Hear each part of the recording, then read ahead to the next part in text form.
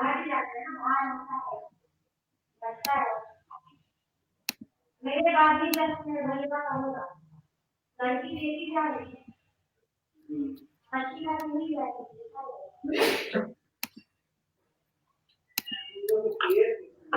Are live now. तो हम लोग मैंने स्टार्ट लिख करते दिया। हैं। या वी कैन नमस्कार। स्टार्ट। नमस्कार आप सभी का। आज बिहार की बात के फेसबुक लाइव सेशन में आप सभी का स्वागत है। जैसा कि हम सब जानते हैं, बिहार के चुनाव की तैयारी जोर शोर से चल रही है। बिहार में चुनाव की तैयारी जोर शोर से चल रही है। प्रचार के लिए बड़े बड़े नेताएं आ रहे हैं। नेताओं का आना भी लगा हुआ है। ऐसे में आज हम बात करेंगे एक ऐसे कैंडिडेट के साथ जो कि इंडिपेंडेंट लड़ रहा है, जिनका नाम है आनंद प्रिय देव। आनंद जी वैसे तो नवादा के रहने वाले हैं, लेकिन उन्होंने विदेश में पढ़ाई की है। उन्होंने क्या पढ़ाई की है, अभी कहाँ है, क्या कर रहे हैं, ये सब हम उनसे ही जानेंगे।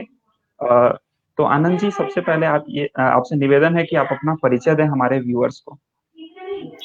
आशु जी, बहुत बहुत धन्यवाद। मेरा नाम आनंद प्रिय देव है और मैं एक करेक्शन करना चाहूंगा कि मैं इंडिपेंडेंट नहीं फाइट कर रहा हूं। हमने अपना एक दल बनाया है जिसका नाम है राजनीतिक चेतना दल, और उस दल के चुनाव चिन्ह और छाप पे मैं बिहार में चुनाव लड़ रहा हूं।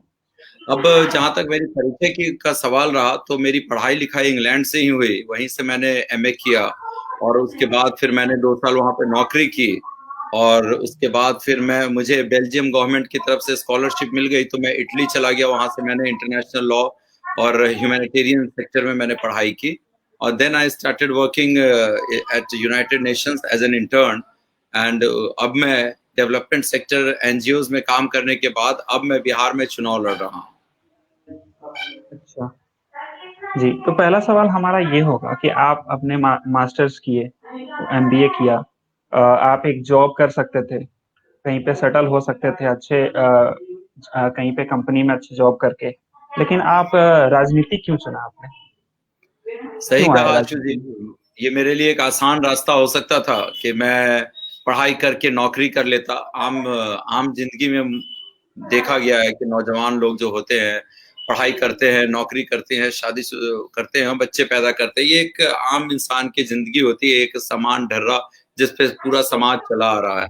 मेरा एक प्रयास था, और जब मैं दिल्ली यूनिवर्सिटी में मैं पढ़ाई कर रहा था, मैंने वहीं से बीए किया। उसी समय से मैंने देखा कि वहाँ की क्या हालत है। बिहार के बच्चों को वहाँ पे बिहारी कहा जाता है दिल्ली यूनिवर्सिटी में। उन्हें मान सम्मान नहीं मिलता है, लाठी डंडा खाना पड़ता है, गालियां खानी पड़ती है। तो कहीं ना कहीं मुझे था कि जितने जो हमारा बिहार का सम्मान था, हमारे देश के पहले राष्ट्रपति जो थे श्री राजेंद्र प्रसाद, वो बिहार से थे। लेकिन धीरे धीरे बिहार का गौरव भंग होता चला गया, छीन होता चला गया, और अब हालत ये हो गई कि बिहारी शब्द अपने आप में गाली बन गई। तो मेरा जो सपना है कि उत्तम बिहार और उन्नत बिहार, इसी सपने को जीने के लिए, इसी सपने को चरितार्थ करने के लिए, सच करने के लिए मैं बिहार की राजनीति में आया।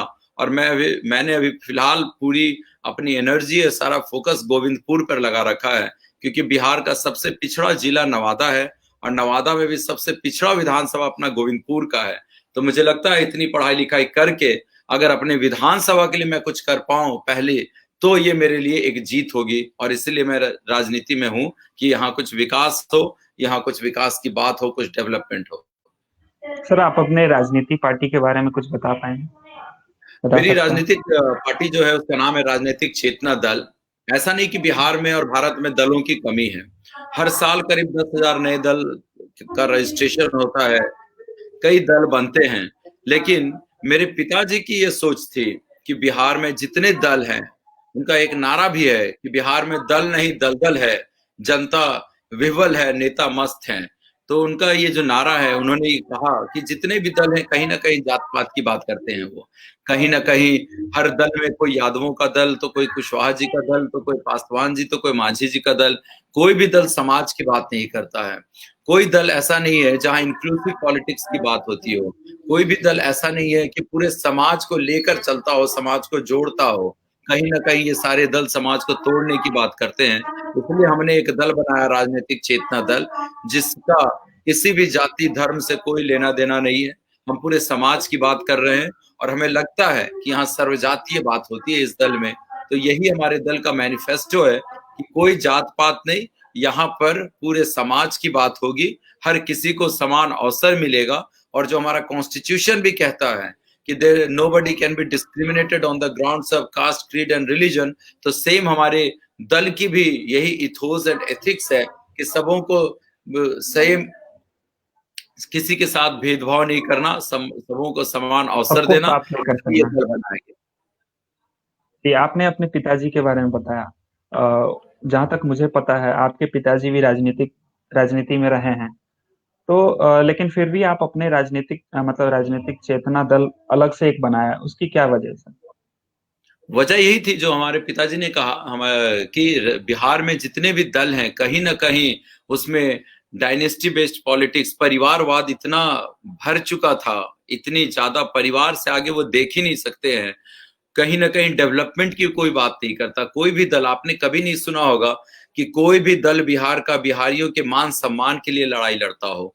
कोई भी दल कभी इस चीज के लिए आवाज बुलंद नहीं करता कि हमारे बिहारी भाई जब कहीं जाते हैं तो कहीं उनको लाठी डंडा मिलता है, कहीं उनकी सब्जी की दुकान को उलट दिया जाता है, कहीं महाराष्ट्र में ठाकरे भाई के द्वारा हमारे बिहारियों को नॉर्थ इंडियंस कहकर ये कहा जाता है कि उन पर ये नॉर्थ इंडियंस जो है वो बोझ है। तो उनके मान सम्मान के लिए कोई लड़ाई नहीं लड़ रहा है, इसलिए हमने ये दल बनाया और मैं इसी दल से चुनाव लड़ रहा हूं कि इनके मान सम्मान की बात हमें करनी है। बिहार को फिर से एक गौरवमय बिहार बनाना है, इसकी लड़ाई है। सर, तो आपने दल के बारे में बताया कि आपने अलग से एक दल बनाया है। अगर हम देखें तो हमारे बिहार में एक और दल आई है अभी, पुष्पम प्रिया जी की। नाम तो आपने सुना भी होगा। वो भी एक्टिव मानी जा रही हैं और अपने आप को सीएम कैंडिडेट बता रही हैं। तो उनसे आप अपने राजनीतिक चेतना दल जो पार्टी है उन उसमें और आप में क्या फर्क है सर? मैंने सुना है, बहुत ज्यादा तो नहीं, लेकिन मैंने सुना है पुष्पम प्रिया के बारे में कि वो आई है। तो मैं उन्हें शुभकामना भी देता हूं कि जिस देश से उनकी और पढ़ाई वो हुई भी उसी लंदन देश से से मैं पढ़ी भी हैं। पढ़कर आया हूं। हाँ इंग्लैंड से जी, ही हाँ उनकी जी। पढ़ाई हुई है, मेरी भी पढ़ाई वहीं से हुई है। लेकिन कहीं ना कहीं मुझे लगता है कि उनके कदम जमीन पे पड़ने से पहले ही आसमान की ओर चले गए। वो उन्होंने आते साथ अपने आप को यहाँ का चीफ मिनिस्टर डिक्लेयर कर दिया, बगैर बिहार में जमीन पे काम किए बगैर। मुझ में और उनमें यही अंतर है कि मैं भी अपने आप को डिक्लेयर कर सकता था कि मैं कल का चीफ मिनिस्टर बनूंगा, लेकिन मैंने एक क्षेत्र चुना, वहां पर जमकर काम किया और अभी भी प्रयास कर रहा हूं कि इस क्षेत्र में पहले इतना काम करूं, लोगों को बताऊं कि एक पढ़ा लिखा अगर विधायक बनता है तो वो क्या काम कर सकता है। इसलिए मैं बिहार के नवादा जिला के गोविंदपुर से मैं खुद चुनाव लड़ रहा हूं। और मुझमें और पुष्पम प्रिया में ये अंतर है कि पुष्पम प्रिया कहीं से चुनाव नहीं लड़ रही हैं, क्योंकि उन्होंने केवल हवा हवाई बातें की कि मैं ये कर दूंगी वो कर। नहीं नहीं, मैं आपको बताना चाहूंगा, करेक्ट करना चाहूंगा कि वो 2 विधानसभा से लड़ रही हैं। अच्छा, एक तो डिप्टी है। अभी अगर वो उन्होंने नॉमिनेशन फाइल किया हो तो अलग बात है। अभी मैं 2-3 नहीं, दिनों से, 2 जगहों कई से दिनों किया से, उन्होंने।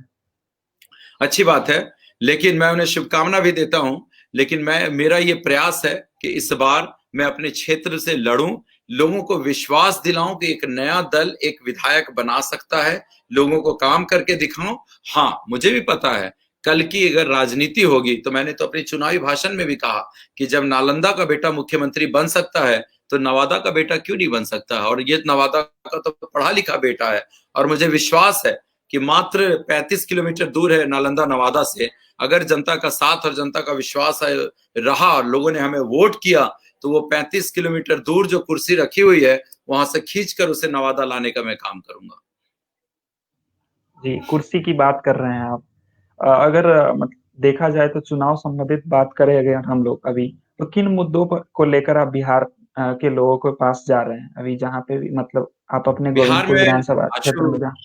आपने बहुत अच्छा सवाल किया कि मुद्दे क्या हैं। बिहार में मुद्दों की कमी नहीं है। जो हमारे 3 प्रमुख मुद्दे हैं उन्हें मैंने 3 E's कहा है। 3 E's it means, first of all हमारी जो पार्टी होगी, हमारा जो दल होगा, वो एजुकेशन पर काम करेगा। When I say education, it means we will be working for quality education. Later on we will be working on employment. आपको भी पता है कि बिहार में एम्प्लॉयमेंट की क्या स्थिति है।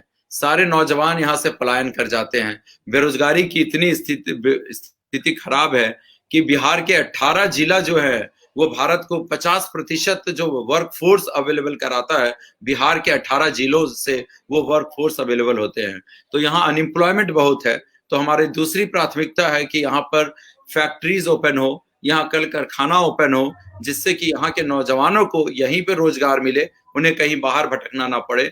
और तीसरी हमारी प्राथमिकता होगी इनहैंस्ड एग्रीकल्चर पर।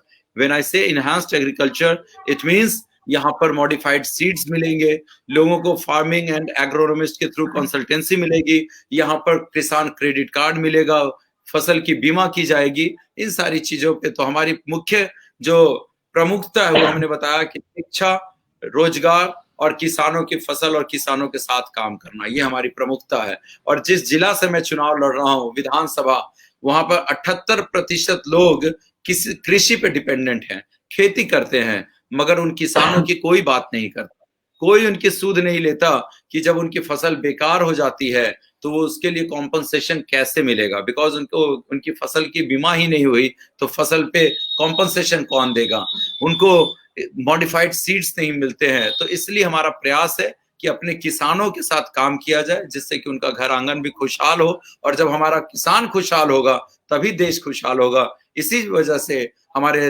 लाल बहादुर शास्त्री जो प्राइम मिनिस्टर थे, उन्होंने नारा दिया था कि जय जवान जय किसान। उन्हें इस बात का पता था कि किसान जब तक खुशहाल नहीं होगा तब तक हमारी इकोनॉमी डेवलप नहीं कर सकती है। तो यही हमारी प्राथमिकता है। किसान की सर आपने बात की अभी, मौजूदा सरकार ने एक किसान पे एक बिल लाई थी जो जिसपे खूब बवाल भी हुआ देश में। तो उस पे आपका क्या सोचना सर? आप उसके बारे में क्या बोलना चाहेंगे? कैसे आपको क्या लगा? इसके बारे में अगर मेरी राय पूछी जाए तो मेरे विचार अच्छे हैं। मैं सरकार को सपोर्ट करता हूं, क्योंकि कई राज्य ऐसे हैं जहां पर आज भी मंडी की व्यवस्था नहीं है। वो और मंडी की व्यवस्था नहीं होने की वजह से किसानों को जो गवर्नमेंट की तरफ से एमएसपी होती है, मिनिमम सेलिंग प्राइस जो होता है, वो नहीं मिल पाता है। वो मिडिल मैन और बीच के जो बिचौलिए होते हैं, दलाल होते हैं, उनके हाथों बेचना पड़ता है, जिससे उनके अन्न पर, उनके फसल पर उन्हें उचित मूल्य नहीं मिलता है। तो ये जो अभी बिल पास हुआ है लोकसभा में, ये इंश्योर करता है कि किसान बड़े आराम से मंडी में अपनी फसल बेच सकते हैं और उनको हाथों हाथ अपनी कीमत भी मिलेगी। और मंडी में जो 4 से 5% का एक्स्ट्रा उन्हें टैक्स देना पड़ता है, मंडी टैक्स, वो टैक्स भी नहीं देना होगा। दूसरी बड़ी अच्छी इस बिल में एक बात की गई है कि अगर कोई किसान है जिसके पास बहुत सारा जमीन है मगर हैंड्स की कमी है, अगर उनके बच्चे बाहर चले गए हैं, वो खुद से खेती नहीं कर सकते हैं, तो अपनी जमीन को वो लीज पर बड़ी बड़ी कंपनीज को लीज आउट कर सकते हैं। और जब वो कंपनी लीज आउट करती है, लेती है, तो लीज पर जब एग्रीमेंट साइन होगा, उसी समय किसान को 50% जो उसका की जो खेती के बाद जो उपज होगी उसकी रकम दे दी जाएगी, और फसल कटने के बाद विद इन 1 मंथ उसे पूरी रकम दे दी जाएगी। तो ये कहीं ना कहीं ये बिल हमारे किसानों के लिए फायदेमंद है, और मुझे लगता है कि सरकार की एक अच्छी पहल है। तो ये सर, इस पे आप क्या कहना चाहेंगे? अभी मतलब सरकार, आप बता रहे हैं कि सरकार ये अच्छी पहल लेकर आ रही है हमारे बीच, किसानों के हित में है ये। तो ये भ्रम कैसे फैल रहा है देश में? लोग इतने किसान रोड पे, सड़कों पे आ रहे हैं, ये इसकी वजह क्या है? इसकी वजह यह है अशिक्षा। अशिक्षा वजह है, लोग पढ़ ही नहीं पाते हैं, समझ ही नहीं पाते हैं कि गवर्नमेंट की क्या ऑब्जेक्टिव्स हैं। इसकी वजह यह है कि हमारे राजनीति में ऐसे ऐसे नेता आ गए हैं जिन्हें राजनीति में नहीं होना चाहिए था, उन्हें कुछ और रोजगार तलाशना चाहिए था। जैसे हमारे राहुल गांधी जी, उन्हें कुछ और रोजगार तलाशना चाहिए, उन पर तो जबरदस्ती राजनीति थोप दी गई है। वो कभी कोई पॉलिटिशियन तो है नहीं, उन्हें समझ नहीं है कि क्या अच्छा है क्या बुरा है। मगर गांधी फैमिली के होने की वजह से उनसे एक्सपेक्टेशंस होती है कि वो कुछ क्लियर पिक्चर पोर्ट्रे कर पाए, लेकिन उन्हें पता ही नहीं कि किसानों की क्या फसल, किसान खेती कैसे करते हैं। बट उनके राज्यों में जहां कांग्रेस की सरकार है, वहां बस उन्होंने केवल विरोध करने की वजह से इस बिल का विरोध किया। अदरवाइज ऐसा कोई धरना प्रदर्शन ना बिहार में हो रहा है, ना उत्तर प्रदेश में, जहां कांग्रेसियों की गवर्नमेंट है वहां इनका विरोध किया जा रहा है। चलिए हम लोग बिहार की तरफ लौटते हैं सर। तो सबसे पहले तो ये हमें जानना चाहिए, मतलब जानना है सर आपसे कि आप जैसे युवा जो बिहार में आ रहे हैं, राजनीति करने आ रहे हैं, सक्रिय हो रहे हैं धीरे धीरे, उन उन पर मतलब जो आपके अलावा, आप तो राजनीतिक पार्टी आपने बना ली, उनके अलावा हम लोग जैसे लोग, जो जनता मतलब जो युवा हैं, जो वो आना चाहते हैं राजनीति में, उन पर दबाव रहता है, घर का दबाव रहता है, अलग अलग दबाव रहते हैं कि उसे उन्हें मतलब ये प्रेशर रहता है कि तुम भी कोई जॉब करो और आराम से सेट रहो। ये तो वो जो जन मतलब युवा जो आना चाहते हैं पॉलिटिकली, बिहार में सक्रिय होना चाहते हो, उनके लिए आपका क्या? मैं यही कहूंगा, पहले तो मैं सारे नौजवानों को साधुवाद दूंगा कि वो आना चाहते हैं और उन्हें आना भी चाहिए। ये पढ़े लिखे लोगों की ही जगह है। मुझे एक अमिताभ बच्चन का गाना याद आता है, जहां वो कह रहे हैं कि मेरे अंगने में तुम्हारा क्या काम है। ये राजनीति रूपी आंगन तो मुनियों ऋषियों की जगह है, जो यहाँ पर आए और यहाँ पर जनता का काम करें। लेकिन दुर्भाग्यवश हमारी बिहार की राजनीति में कुछ दैत्य रूपी नेता आ गए हैं, राक्षसों की भरमार हो गई है, जो यहाँ पे अपनी बेरोजगारी दूर करने के लिए रोजगार तलाशते हैं। तो ये जगह तो उनकी है ही नहीं। यहाँ तो हमेशा पढ़े लिखों को आना चाहिए, उनकी जगह है। लेकिन मैं नौजवानों को ये जरूर बोलूंगा कि अगर वो राजनीति में आना चाहते हैं तो पहले उन्हें ढंग से पढ़ाई करनी चाहिए। उनको फाइनेंशियली इंडिपेंडेंट होना चाहिए कि मैं अगर राजनीति में जाऊं तो दूसरे नेताओं की तरह चोरी करने ना जाऊं, कमीशन खोरी, दलाली और घूसखोरी ना करने जाऊं। इसके लिए उन्हें फाइनेंशियली इंडिपेंडेंट होना होगा, पढ़ाई करनी होगी और अपने दमखम पर राजनीति में आना होगा, जिससे उन्हें ये रहे कि मैं जब जाऊं तो मुझे किसी से पैसे ना लेना पड़े, मुझे कमीशन ना लेना पड़े और मैं अपने दम पे राजनीति कर सकता हूं। और अगर कल को जरूरत भी पड़े तो मैं पढ़ाई भी करके, ट्यूशन भी करके, लॉयर की तरह अपना घर भी चला सकता हूँ, पेट भी पाल सकता हूँ। लेकिन राजनीति में पढ़ाई लिखाई अगर आप करके आएंगे तो आप देखेंगे कि आपको मान सम्मान भी मिलेगा, प्रतिष्ठा भी मिलेगी और आपकी एक जगह होगी राजनीति में। उसे बनाने के लिए आपको किसी के थैला उठाने की आवश्यकता नहीं, किसी को बटरिंग और चापलूसी करने की आवश्यकता नहीं। आप अपने दम पे अपना रास्ता बनाएंगे, मगर पढ़कर आप आएंगे तो जनता भी आपका स्वागत करेगी। आप अभी सर चुनाव से संबंधित अपने क्षेत्र में काम कर रहे हैं, उस पे काम कर रहे हैं सर, तो आपको, आप जहाँ जहाँ भी घूम रहे हैं अपने क्षेत्र में, वहाँ आपको युवाओं की क्या भागीदारी लगती है देखने से? और आपको उससे क्या पता, एज अ न्यू कैंडिडेट आपको क्या क्या कुछ मिला देखने को, सीखने को, समझने को?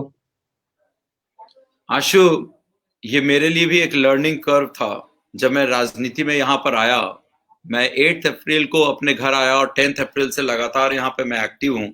और इस बार मुझे नवयुवकों का, नौजवानों का, यूथ्स का इतना समर्थन मिला, इतना प्यार, इतना स्नेह मिला कि मुझे भी इतना अंदाजा और इतना विश्वास नहीं था कि मुझे इतना अपार बहुमत और अपार सपोर्ट हमारे नौजवानों का मिलेगा। कहीं ना कहीं बिहार की राजनीति में नौजवान खो गया है। कोई उनकी बात नहीं करते हैं, कोई उनकी अनएम्प्लॉयमेंट की, एजुकेशन की बात नहीं करते हैं। नीतीश बाबू कहते तो है सुशासन, कि सुशासन आ गया, लेकिन कोई भी एग्जाम होता है, वो दरोगा का एग्जाम हो, सिपाही का एग्जाम हो, टीचर का एग्जाम हो, सारे क्वेश्चन पेपर लीक हो जाते हैं, लीक आउट पहले ही हो जाते हैं। अगर आपके पास पैसा है तो आप उस क्वेश्चन को खरीदिए, अगर पैसा नहीं है तो आप उस भीड़ का हिस्सा रह जाते हैं जिससे कभी नौकरी नहीं मिल पाती।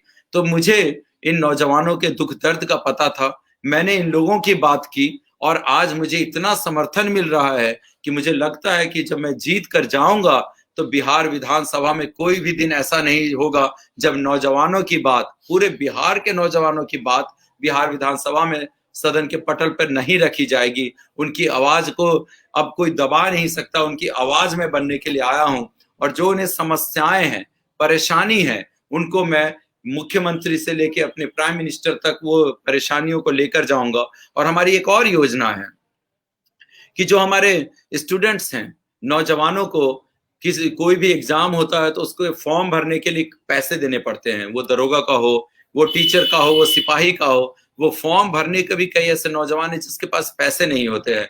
मैं गवर्नमेंट से नहीं भर बोलूंगा पाता। कि कोई भी नौजवान जिसके पास पैसा ना हो और इसकी वजह से अगर वो फॉर्म नहीं भर पाता है तो उसे मुफ्त में फॉर्म भरने की सुविधा दी जाए। ये पैसा अगर विधायकों की सैलरी से काटनी पड़े तो विधायकों की सैलरी से काटा जाए, मगर ये पैसा स्टूडेंट्स के पॉकेट से ना निकाला जाए, ये नेताओं के पॉकेट से निकाला जाए। और गवर्नमेंट को अलग से एक फंड एलोकेट करना चाहिए जिससे कि बिहार के जितने भी नौजवान हैं वो मुफ्त में अपने फॉर्म को फिल भी कर सकते हैं और 1 रुपया भी उन्हें फॉर्म भरने पे खर्च नहीं करना चाहिए।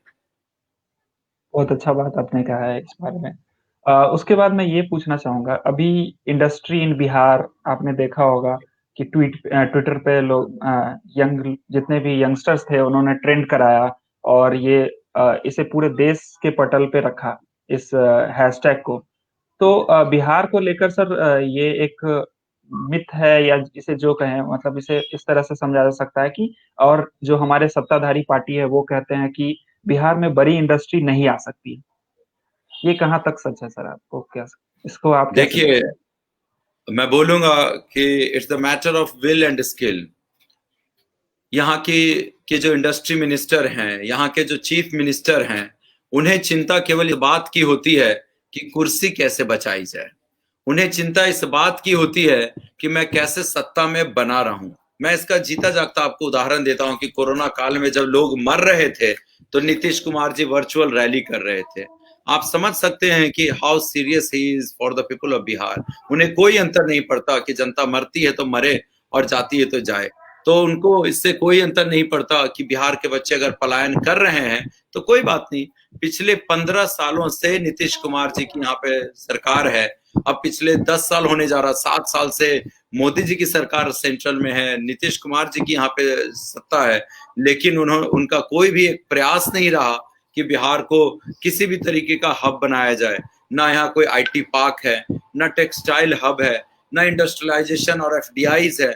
लेकिन इन सब के बहाने बिहार के मिनिस्टर विदेश दौरा पे जाते हैं, खूब घूम कर आते हैं, देश दुनिया घूमते हैं, पैसा कमाते हैं, टीएडीए लेते हैं, मगर आज तक 15 सालों में एक भी इंडस्ट्री यहां नहीं लगी। और बिहार के जो उप मुख्यमंत्री हैं सुशील कुमार मोदी, उनसे बेकार और बेकार उप मुख्यमंत्री और नेता मैंने आज तक नहीं जीता। वो अपने दम पे एक विधानसभा के सीट नहीं जीत पाते, लेकिन जोड़ तोड़कर वो उप मुख्यमंत्री जरूर बन जाते हैं।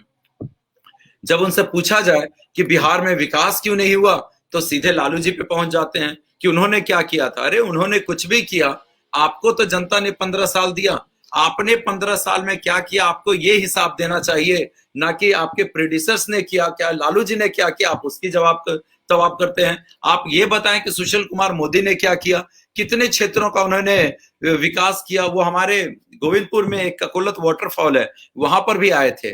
वहां उन्होंने बोला था कि इसे टूरिज्म हब बनाया जाएगा, उसके ब्यूटिफिकेशन पे काम किया जाएगा, उसके डेवलपमेंट पे काम किया जाएगा। और जब मेरे पिताजी ने उनसे सवाल किया कि आपने जब बोला कि ककोलत वाटरफॉल का विकास किया जाएगा उसका क्या हुआ, तो हमारे पिताजी पर नाराज हो गए, गर्म हो गए कि अरे वो तो चुनावी वादा था, वो हमने वादा निभाने के लिए तो वादा हमने किया ही नहीं, तो वो तो हमने कर दिया, मैं भूल भी गया।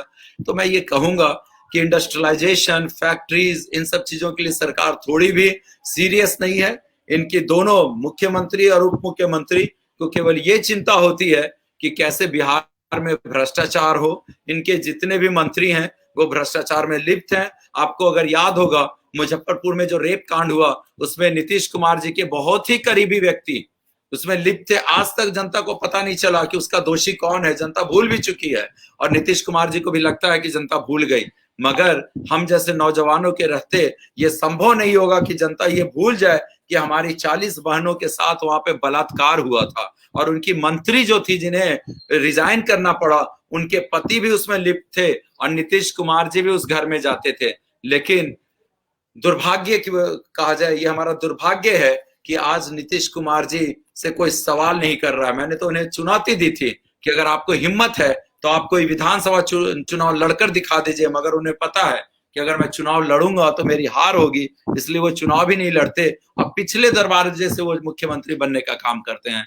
तो उनकी कोई सीरियसनेस नहीं आशु जी, इनकी केवल एक मैनिफेस्टो, एक प्लान है कि कैसे बिहार की जनता को लगातार मूर्ख बनाया जाए। ये इनका आचार और यही विचार है।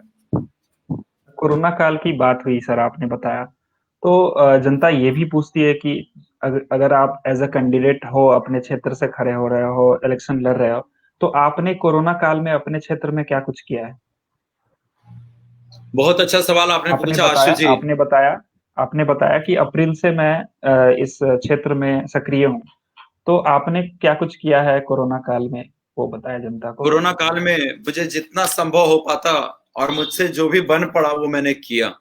करीब 200 से 250 लोगों के अकाउंट में डायरेक्ट मैंने आर्थिक मदद पहुंचाई।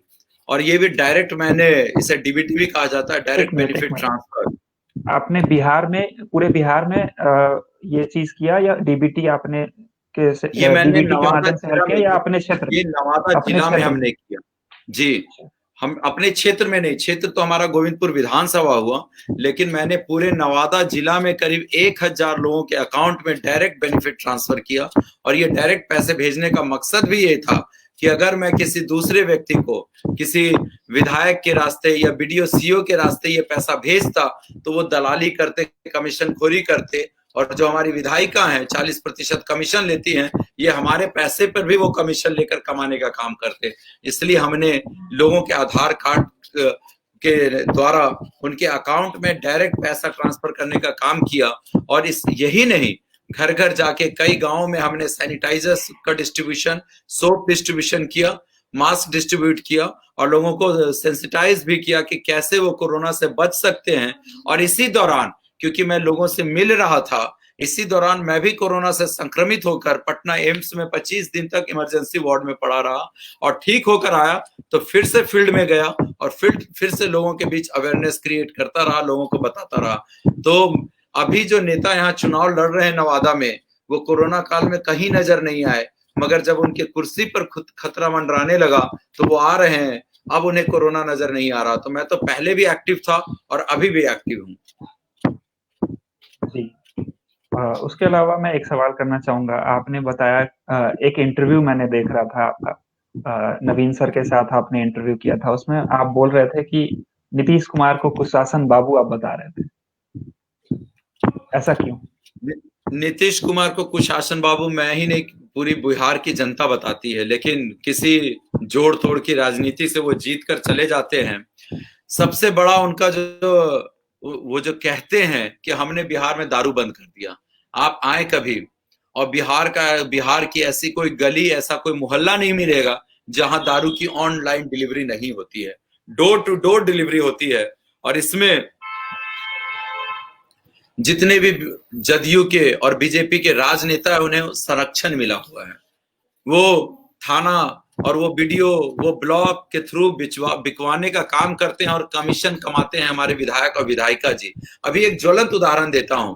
हमारे यहाँ जो विधायिका हैं, उनके पति देव हमारे क्षेत्र में आए थे प्रचार करने, और जब जनता ने उनसे सवाल किया तो वो बोल रहे हैं कि आप लोग दारू पी के हंगामा मत करो। वो जनता दल यू के एमएलए हैं, और बोल रहे हैं आप लोग जनता दारू पी के हंगामा मत करो, आपने दारू पी रखी है, आप अगर दारू पी के हंगामा करेंगे तो पुलिस पकड़ कर ले जाएगी। मैं उन्हीं विधायक से पूछता हूं कि आप तो जनता दल यू के विधायक है, कैसे ये संभव हुआ कि लोगों के पास दारू आ गई? आप तो बोलते हैं कि बिहार में नशाबंदी है, दारूबंदी है, लेकिन कल तक आपकी ही सरकार पुलिस के माध्यम से दारू बिकवाने का काम कर रही थी, और नीतीश कुमार इसे सुशासन कहते हैं।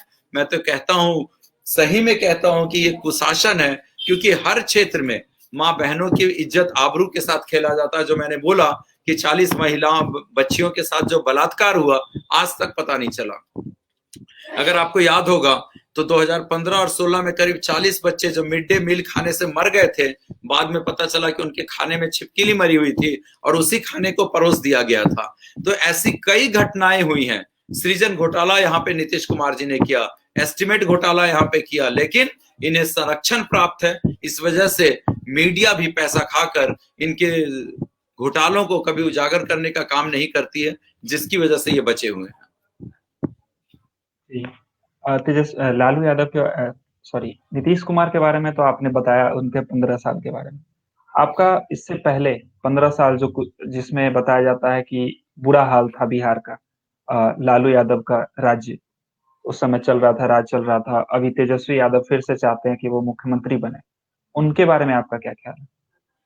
देखिए, मैं ये कहूंगा कि लालू यादव जी एक गरीब घर में पैदा हुए थे, गरीब के बच्चा थे।